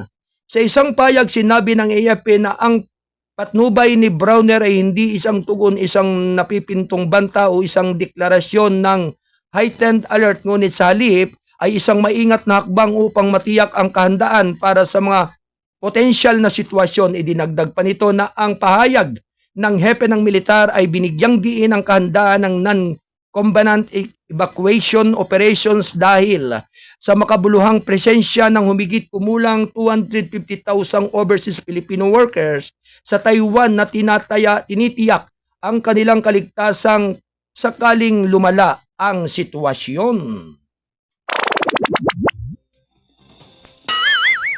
26 na minuto makalipas ang 10 ng umaga. Alright mga kababayan, may pagulat ang ating Kalsado Patrol 25. Nagbabalik si Kuya Lando Luto. Hinggil po dito sa kasong rape laban kay Dan Fernandez muling lumutang. Biktimang minor de edad. Sa buong detalye ng ating Kalsado Patroller, si Double L na naririyan sa area at lugar ng Cavite. Alright, Kuya Lando, standby. Report.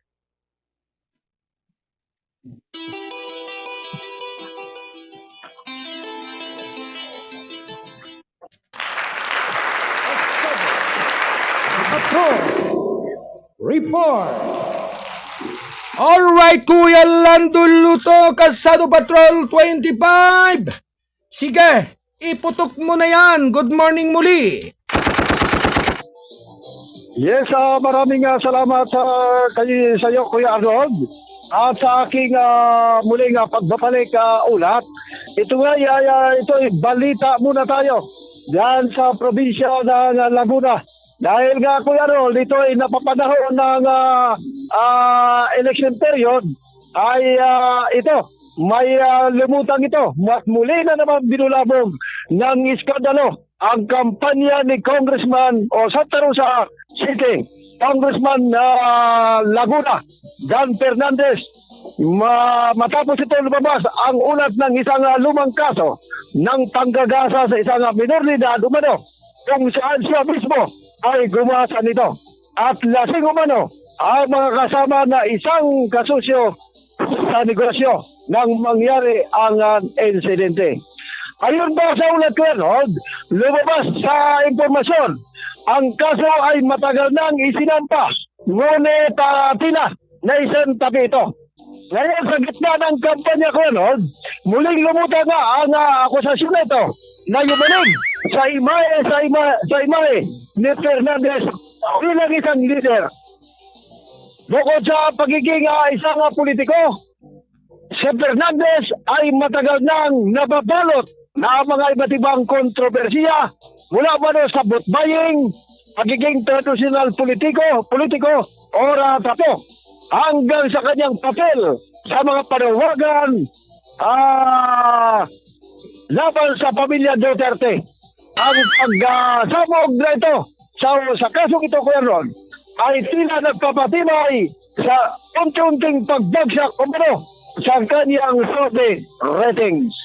Habang hindi pa nagbibigay ng pahayag ang naturang kongresista hinggil sa bagong sigalot na ito, ay lumalakas ang panawagan ng publiko, lalo na dito sa lalawigan ng Laguna, para sa isang masusing investigasyon.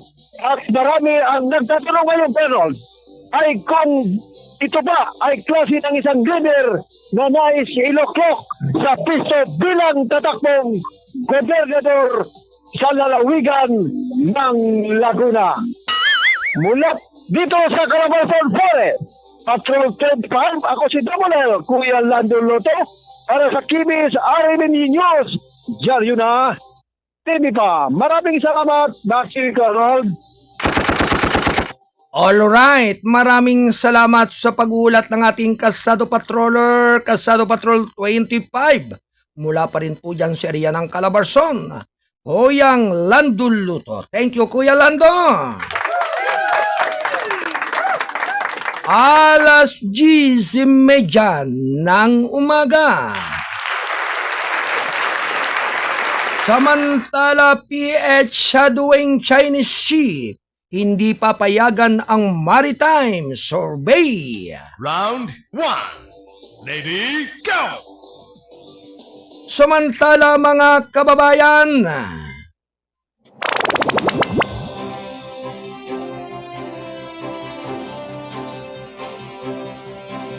patuloy na binabantayan ng gobyerno ng Pilipinas ang isang research vessel ng China upang matiyak na hindi ito makapagsasagawa ng maritime survey sa karagatan ng Pilipinas ayon sa National Security Council. Nitong Huwebes, ito ay matapos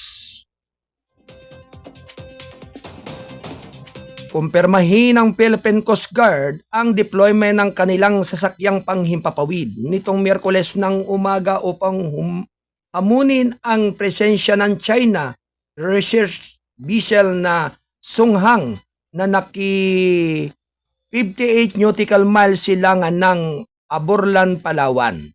Sa isang press briefing ng palasyo, sinabi ni National Security Council Assistant Director General Jonathan Malaya na ang barko ng China ay nasa humigit kumulang na 48.65 nautical miles ilagang silangan ng Tambisan Island sa Sabah, Malaysia.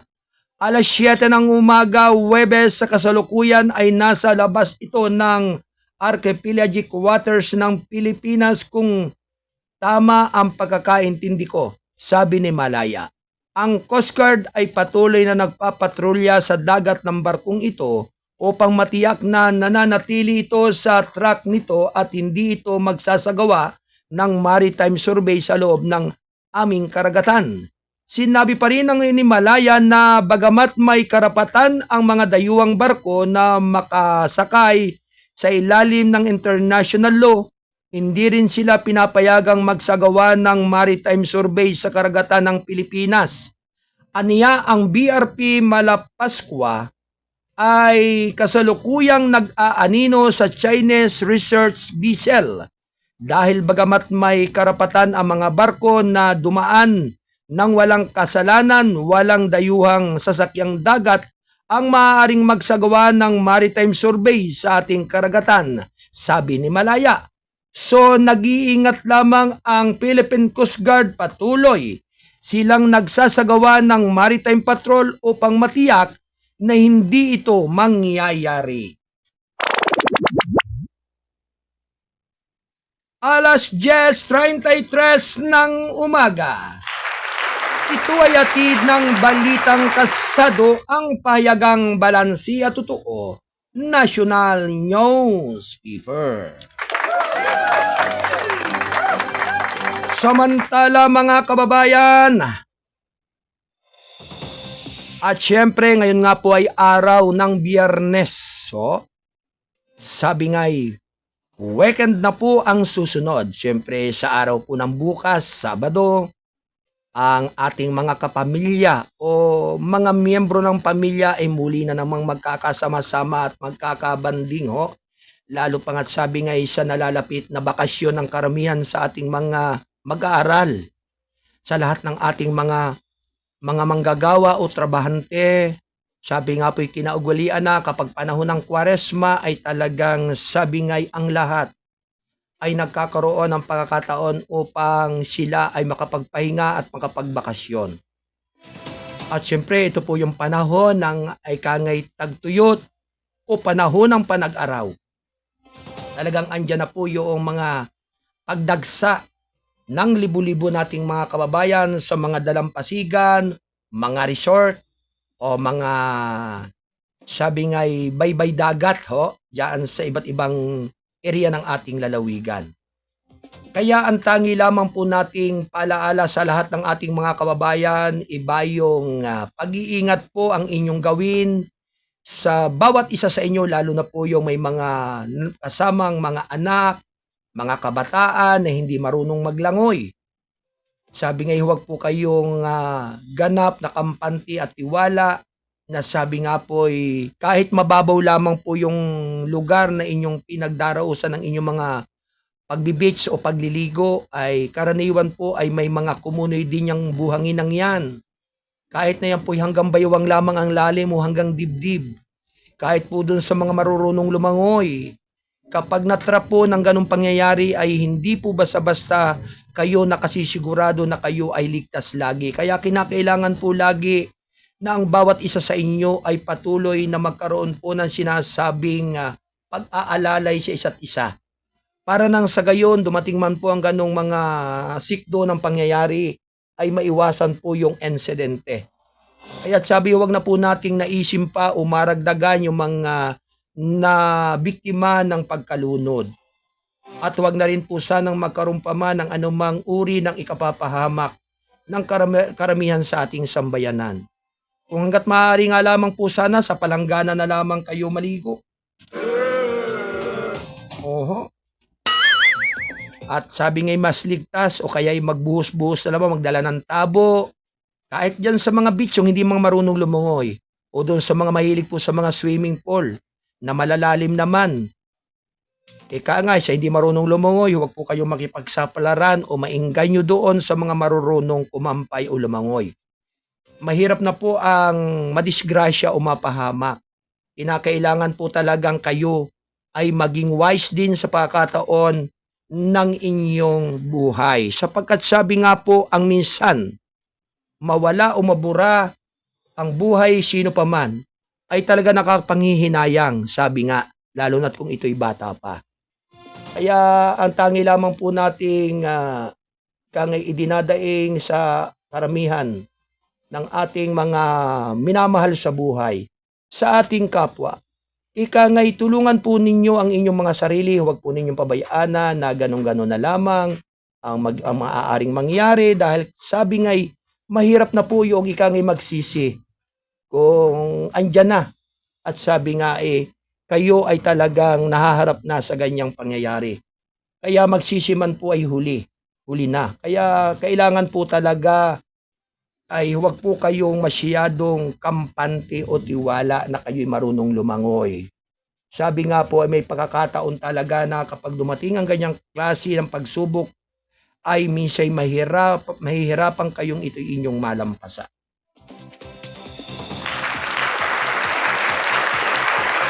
At syempre sa lahat po ng mga minamahal nating mga kababayan na sabi nga'y nagnanais na makapagbakasyon, siguraduhin po ninyo ang inyong iiwang tahanan ay maayos ang kalagayan.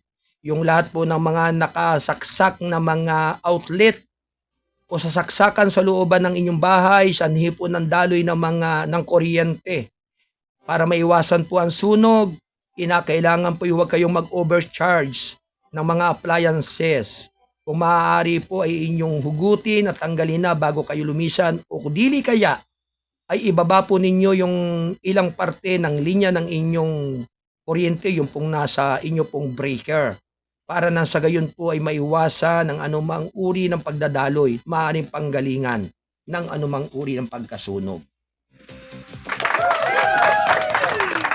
At syempre, pinasalamatan po natin ang ating mga nakatulong dito sa ating technical site, sina Ate Del Rose Aldea Santos at Ate Rosemary Paderon. Ganon din ang ating mga nasa Studio 2 mula sa Bulwagan ng Balitaan ni Kuyang Alan Bordeos, Ate Cora Biernes at Ate Joy Pasco. At syempre ganon din po sa ating tagapagtaguyod, si Attorney Mike Bordeos. Magandang umaga po sa inyong lahat. Ganon din po sa ating nasa Studio 3 Bulwagan ng Balitaan mula sa kinaroroonan ni Kuyang Wayne Espino Lauson, ang Bisayang Tisoy.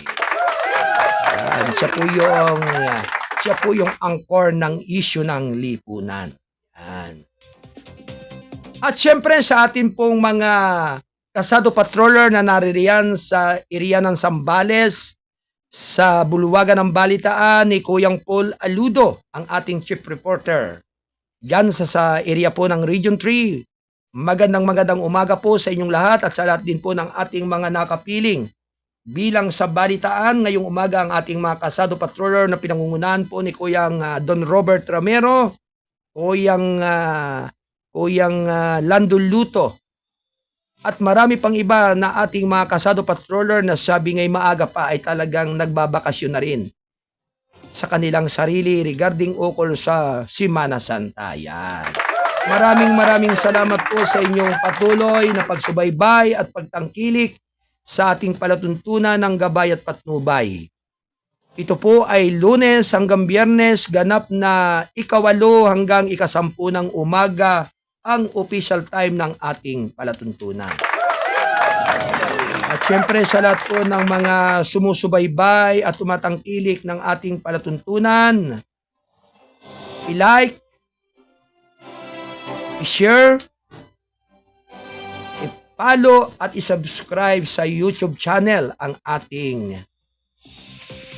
Balitang Kasado at TBS RMM News TV. At syempre, ang ating FB page ay Balitang Kasado, TBS RMM News TV. At syempre, sa lahat po ng ating mga kasado patrollers, sa ating pong mga columnista at writer, sa ating mga correspondents sa iba't ibang dako ng mundo hanggang dyan sa inaabot at naaabot ng ating broadcast. Magandang gabi po at araw sa inyong lahat diyan. Mulit-muli, ako po ay pansamantalang magpapaalam at muling magbabalik sa araw ng Lunes, ganap na 8 hanggang 10 ng umaga. upang inyong makapiling at makasama sa balitaan at pagbibigay impormasyon sa lahat ng ating mga kababayan. At syempre mga kababayan, sa pangalan po ng ating station manager at siya din nating publisher, Kuyang Alan Valenzuela Bordeos. Ako naman po ang inyong abang lingkod, ang mindorinyong Midnight Boy, bagamat hindi naman gaanong kagwapuhan. Sigurado namang ito'y inyong maasahan, ang inyong Kuyang Arnold Acebeda Namuco. Nagpupugay at nagpapasalamat ng isang magandang araw ngayong araw ng Biyernes. Happy weekend sa lahat ng ating mga kababayan, Luzon, Visayas at Mindanao. Sumayin nyo nawa ang pagpapala ng ating dakilang lumikha. Adios, babalos, amigo! Bye-bye!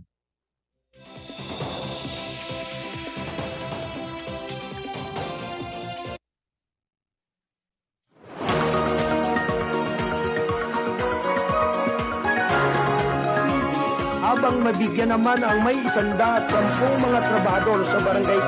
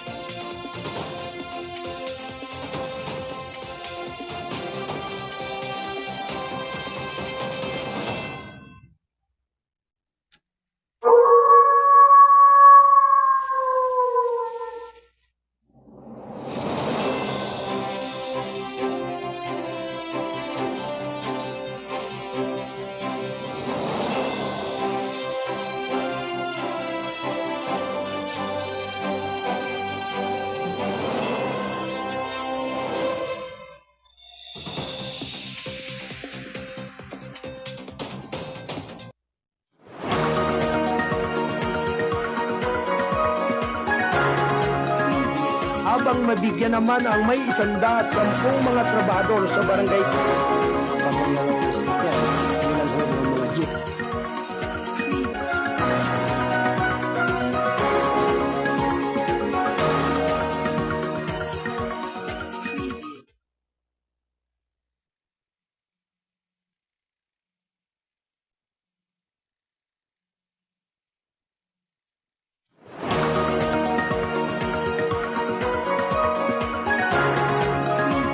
Habang mabigyan naman ang may 110 mga trabahador sa barangay.